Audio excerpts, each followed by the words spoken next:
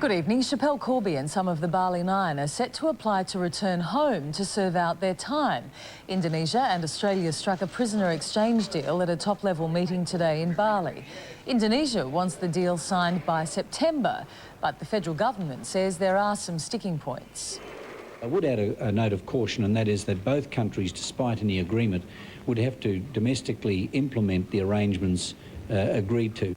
Australians on death row in Indonesia won't be allowed to return home. East Timor's President Janana Gusmao has made a televised appeal for calm after a fresh wave of violence erupted on the streets of Dili.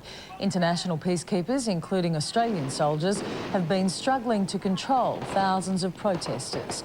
More than 4,000 supporters of ousted Prime Minister Mari Alkatiri arrived in the capital today. Houses have been set on fire and rival gangs have resumed their fighting.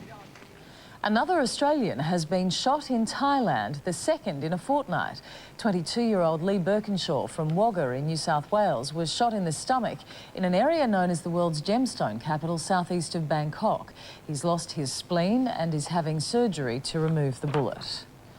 The home of the man accused of raping and murdering an 8-year-old Perth schoolgirl has been vandalised.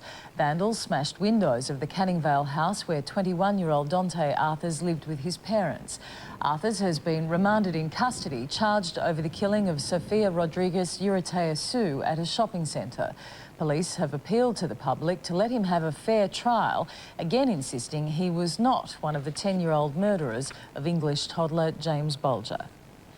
A truck driver has jumped for his life in Brisbane just seconds before his prime mover exploded into flames. The fireball erupted at the toll booths on the city's Gateway Bridge when the truck jackknifed and crashed. Sparks ignited leaking oil with flames engulfing the load of 5 cars. The driver suffered only minor burns to one arm. A disgruntled caravan tenant has turned home wrecker on the park's owner after a row over rent. Armed with an excavator, he attacked 2 luxury cars before turning the machine on the owner's house. I was upstairs at the time. I ran down the stairs, heard the crash on the front of the house there, and the police lady just shouted through the door, "Get out of the house fast." The rampage lasted 10 minutes. The 52-year-old man has been charged with attempted murder.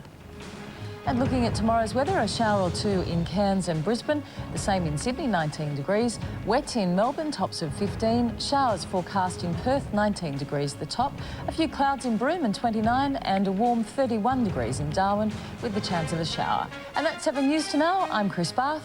Good night.